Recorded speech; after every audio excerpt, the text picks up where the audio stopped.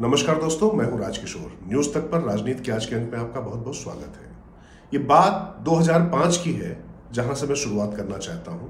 उस समय American federal reserve के चेयरमैन होते थे एलन ग्रीन स्पेन। उनका फेयरवेल समारोह था, विदाई समारोह चल रहा था, और उनके बाद जो फेडरल रिजर्व की कमान संभालने वाले थे बर्नानकी, वो भी वहां मौजूद थे। तभी एक भारतीय मूल का व्यक्ति उठता है और वो सीधे सीधे अमेरिकी फेडरल रिजर्व की जो आर्थिक नीतियां हैं उस पर चेताता है और साफ साफ कहता है कि इसके खामियाजा पूरी दुनिया को भुगतना पड़ेगा, सिर्फ अमेरिका को नहीं। क्योंकि उस समय अमेरिका ने अपनी जो ब्याज दरें थी वो न्यूनतम स्तर पर कर दी थी, और वो शख्स कोई और नहीं बल्कि रघुराम राजन, जो भारतीय रिजर्व बैंक के पूर्व गवर्नर और कल भारत जोड़ो यात्रा में राहुल गांधी के साथ थे। उनका इंटरव्यू भी काफी चर्चित हो रहा है। तो उस इंटरव्यू के मायने और राहुल गांधी की अपनी जो रणनीति है कि कैसे एक नेता की तरीके से वो नरेंद्र मोदी के सामने टिकना थोड़ा सा उनका मुश्किल हो रहा उस मैदान में, क्योंकि 24 घंटे राजनीति और राजनीतिक व्यक्ति के तौर पर तमाम क्रेडेंशियल्स पर उनके सवाल खड़े कर दिए जाते हैं। तो भारत जोड़ो यात्रा तो उस कड़ी में एक बड़ा कदम है कि ये कोई पार्ट टाइम पॉलिटिशियन नहीं है। इसको दूर करने की कोशिश तो थी, लेकिन वाकई भारत को लेकर आगे का विजन क्या है, और राष्ट्रवाद, हिंदुत्व, ये दो ऐसे मुद्दे हैं जिन पर भारतीय जनता पार्टी से मुकाबला करना फिलहाल किसी भी दल के वश में नहीं है। और नरेंद्र मोदी की जो लोकप्रियता है उसके सामने कोई नेता नहीं टिकता है। लेकिन कुछ मुद्दे ऐसे हैं जो इस सरकार की भी कमजोर रग है, और राहुल गांधी ने रघुराम राजन के साथ में जो कदम ताल की है, इस कदम ताल के साथ जो साक्षात्कार आया है, इससे भारत के लोगों के सामने एक नया अपना जो स्वरूप है, खासतौर से जो अपना विजन है, उसका भी साक्षात्कार करवाया है। क्योंकि आरोप प्रत्यारोप जब लगते हैं तब यह होता है कि राजनीतिक तौर पर गुथे हुए हैं। रघुराम राजन के अपने क्रेडेंशियल्स भले ही सरकार के आलोचक के तौर पर माने जाते हों, और उसको लेकर सरकार की तरफ से, खासतौर से भारतीय जनता पार्टी की तरफ से उनके ऊपर कई सवाल भी उठाए गए हैं। लेकिन रघुराम राजन की जो अपनी जो क्षमताएं हैं, रघुराम राजन का जो अपना बायोडाटा जिसको कहते हैं, वो इतना बड़ा है कि कोई कुछ भी कहता रहे उसको इग्नोर तो नहीं कर सकता है। क्योंकि जबकि मैंने घटना बताई 2005 की, जब उन्होंने पूरी दुनिया को चेता दिया था, उस समय वो इंटरनेशनल मॉनेटरी फंड के चेयरमैन होते थे, और अंतरराष्ट्रीय मुद्रा कोष के चेयरमैन होने के नाते उन्होंने अमेरिका में बात कही थी। और देखिए, डॉक्टर मनमोहन सिंह के साथ में उनकी तुलना कल मैंने अपने वीडियो में की थी, और कहा था कि कैसे डॉक्टर मनमोहन सिंह क्या वो भविष्य के हो सकते हैं। उसको लेकर भी मैंने आपको कहानी बताई थी कि कैसे छत्तीसगढ़ में जो प्रोफेशनल कांग्रेस के कार्यक्रम में उन्होंने इनकार भी नहीं किया था इसको लेकर, और जिस तरीके से आगे कांग्रेस बढ़ रही है, तो ये भी एक सोचने वाली बात है, इस पर जरा गौर फरमाने वाली बात है। क्योंकि देखिए, जिस समय 1991 में डॉक्टर मनमोहन सिंह को वित्त मंत्री पीवी नरसिंह राव ने बनाया था, उस समय भी कांग्रेस की हालत बहुत अच्छी नहीं थी, और आर्थिक स्तर पर भी एक बड़े कदम की जरूरत थी। तो वो जो खुलापन, आर्थिक खुलापन, उदारवाद जो आया, उसके बाद निश्चित तौर पर भारतीय मिडिल क्लास इस शब्द पर जोर फरमाइएगा, क्योंकि इसी पर मैं आगे आने जा रहा हूं। मिडिल क्लास की जेब में पैसा आना शुरू हुआ, और किसानों को लेकर भी कुछ बड़े फैसले हुए थे, क्योंकि अंतर्राष्ट्रीय बाजार में फसलें जा सकें और वो किस तरीके से कॉम्पीट कर सकें, ये एक कहानी है। उसी कहानी को अब यहां से शुरू करने की कोशिश हो रही है। उस समय आर्थिक उदारवाद के नायक बनकर उभरे थे पीवी नरसिंह राव की सरकार में वित्त मंत्री के तौर पे डॉक्टर मनमोहन सिंह। उसके बाद जब यूपीए की सरकार बनी तो वो प्रधानमंत्री बने। लेकिन अब जरा रघुराम राजन और मनमोहन सिंह में समानता देखिए क्या है। रघुराम राजन भी उसी समय दुनिया के सामने और भारत में उनकी एंट्री होती है जब वैश्विक आर्थिक मंदी का खतरा था, भारत पर भी मंडरा रहा था। और जब 2005 की घटना की बात कर रहा हूं मैं, जब अंतर्राष्ट्रीय मुद्रा कोष के वो चेयरमैन होते थे, उसके नाते उन्होंने अमेरिकी फेडरल रिजर्व के चेयरमैन को चिताया था।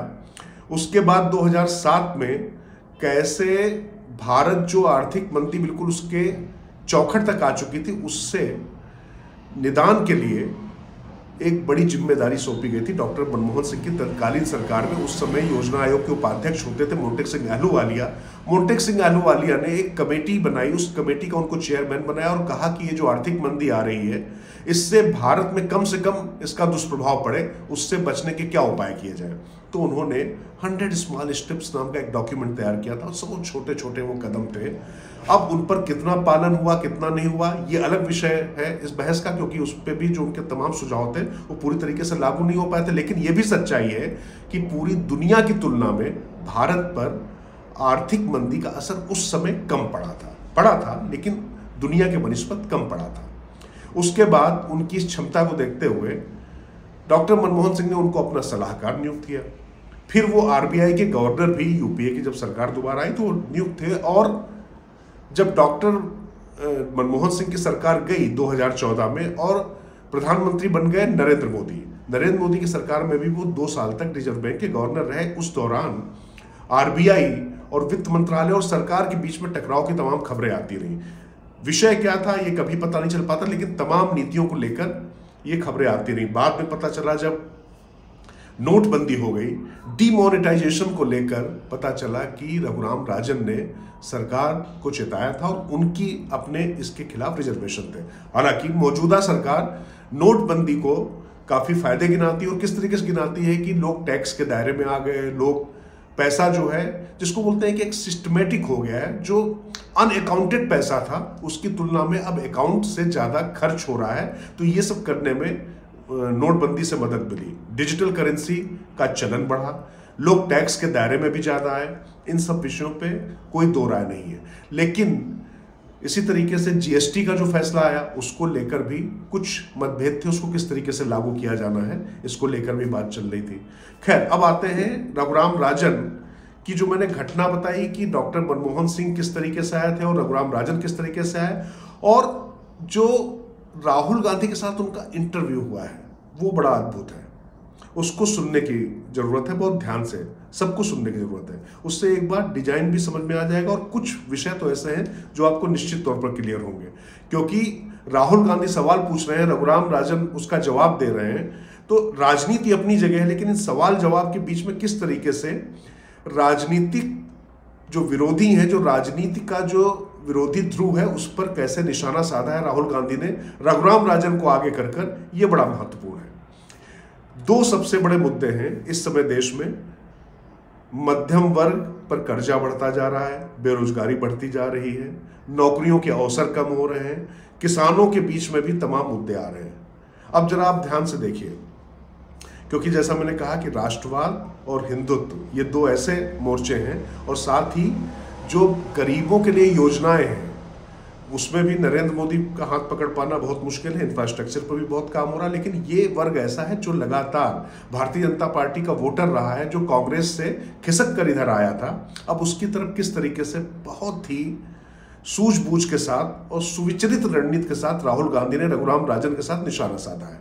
क्योंकि वो अब ये नहीं आरोप नहीं लगा रहे, वो एक विजन देने की कोशिश कर रहे हैं और ये बता रहे हैं कि भारत में लोगों की जेब में पैसा है तो भाईचारा रहे, ये तो ठीक है, लेकिन आर्थिक नीतियों को लेकर तमाम जो औद्योगिक घराने उनके निशाने पर रहते हैं उनका नाम लेकर वो सवाल पूछते हैं। लेकिन रघुराम राजन पॉलिटिशियन की तरह नहीं, वहां पर अर्थशास्त्री की तरह बात करते हैं और कहते हैं कि उनको भी कर्जा दिया जाना चाहिए, लेकिन जो छोटे उद्योग हैं उनको भी कंपटीशन में लाना, क्योंकि रोजगार तभी बढ़ेंगे जब उनको आगे बढ़ाया जाए। जैसे एक सवाल राहुल गांधी करते हैं कि हल्दीराम जैसी तमाम कंपनियां आनी चाहिए, लेकिन जो सबसे ज्यादा घाटे में है कौन सा वर्ग है, वो है लोअर मिडिल क्लास। अब जरा एक बात आप ध्यान रखिए कि बीपीएल यानी बिलो पॉवर्टी लाइन, गरीबी रेखा से नीचे के बाद अगर आप देखें उसमें मिडिल क्लास कौन है, तो लोअर मिडिल क्लास और अपर मिडिल क्लास का जो दायरा होता है वो लगभग 90% के ऊपर चला जाता है बीपीएल को हटाने के बाद। अब इस पर किस तरीके से टारगेट किया गया है, ये कहा गया है कि कैसे उनकी जेब में पैसा आना चाहिए और उनके लिए क्या किया जाना चाहिए तो क्या नहीं किया गया, इस पर साक्षात्कार में बातें की जा रही हैं। कैसे जो छोटे उद्योग हैं, और आपको ध्यान होगा कि अभी जीएसटी को लेकर किस तरीके से उत्तर प्रदेश के तमाम शहरों में दुकानदारों ने जो है शटर गिरा दी, क्योंकि इंस्पेक्टर लगातार जगह जगह घूम रहे हैं और वो वहां पर किस तरीके का माहौल फैला हुआ है। इस पर भी रघुराम राजन बताते हैं कि उनको आगे बढ़ने का मौका दिया जाना चाहिए, उनसे टैक्स लिया जाना चाहिए, लेकिन किस तरीके से। और वो साफ साफ कहते हैं कि आपने सब कुछ लिखत पढ़त में कर लिया है, यानी नंबर 1 में करेंसी होगी, सब ठीक है, लेकिन इसका फायदा उद्योगपतियों को और लोगों को क्या मिल रहा है, इसको लेकर क्या कोई फायदा हो पा रहा है कि उनको ब्याज जल्दी मिल जाए, ब्याज कम दरों पे मिल जाए, क्योंकि टैक्स तो बढ़ते जा रहे हैं, ब्याज दरें भी बढ़ती जा रही, तो उसका फायदा किसको हो रहा। तो धीरे धीरे कुल मिला के आर्थिक नीतियों पर भी उन्होंने सवाल उठाया। इसी तरीके से एक नई हरित नीति की भी उन्होंने बात कर दी, हरित क्रांति की बात कर दी। हरित क्रांति को लेकर उन्होंने कहा कि किस तरीके से ग्रीन रिवॉल्यूशन की जो बात हो रही है वो कैसे ठीक हो सकती है, इसको लेकर भी उन्होंने अपना एक विजन दिया है। तो कुल मिला के ये जो पूरा इंटरव्यू जो कदम ताल है, ये मीडिया गिमिक ना होकर लोगों के बीच में संदेश देने की कोशिश भी है कि अभी राहुल गांधी और कांग्रेस एक विजन के साथ आने जा रही है जिसमें कुछ लोग ही अमीर नहीं होंगे, क्योंकि ये बात बार बार कही गई कि कुछ लोग अमीर हो रहे हैं और कुछ लोगों को उसका फायदा नहीं मिल पा रहा है। तो ये जो गैर बराबरी है वो समाज से लेकर आर्थिक स्तर पर कैसे दूर की जा सके, इसको लेकर क्या नीति है, उसको लेकर रघुराम राजन नाम का एक ये अस्त्र चला गया है। तो ये देखना दिलचस्प होगा कि किस तरीके से मिडिल क्लास, जिसको बहुत ज़्यादा फोकस किया जा रहा है, उसके बीच में ये बातें आगे जाती हैं। क्योंकि देखिए, middle class digital media, TV पर सब जगह है और ये ढंग से वायरल हो रही हैं ये सारी चीज़ें। ये देखना वाकई दिलचस्प होगा कि राहुल का ये प्रयास कितना सफल होता है। इस पर और आपसे लगातार चर्चा करते रहेंगे। फिलहाल मुझे दीजिए इजाजत, नमस्कार।